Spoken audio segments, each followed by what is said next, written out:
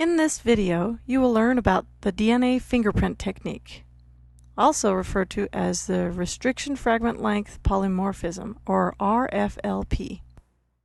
The RFLP is used to compare DNA samples with each other in order to determine hereditary likeness. That is, an RFLP can be used to match a crime scene DNA sample with the DNA of a criminal. The RFLP is based on the use of proteins that cut DNA. These proteins are called restriction endonucleases.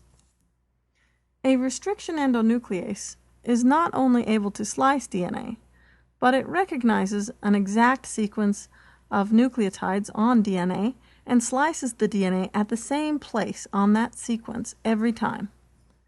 Restriction endonucleases specifically find palindromes and slice the palindrome sequence. If you don't remember what a palindrome is, it is something that is spelled the same forward as backward. Race car spelled backwards still spells race car. A DNA palindrome has the same 5' to 3' sequence regardless of which strand you're observing. For example, CCCGGG is a palindrome in DNA, or GAGCTC is a palindrome.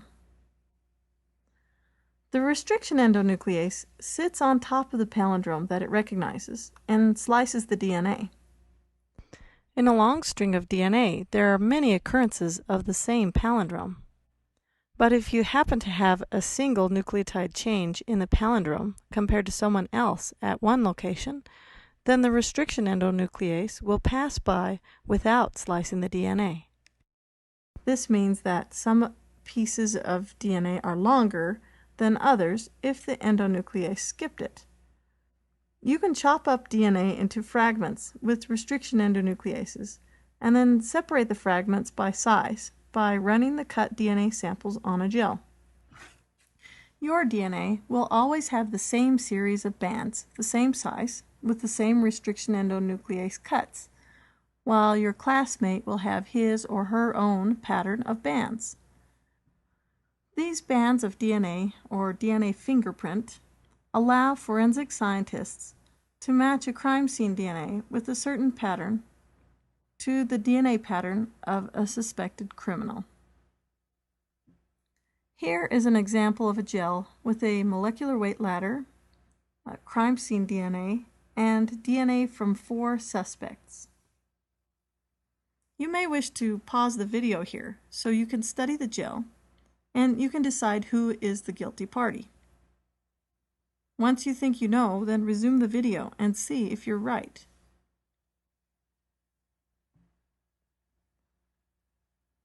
As you can see, the bands of suspect 4 match that of the crime scene.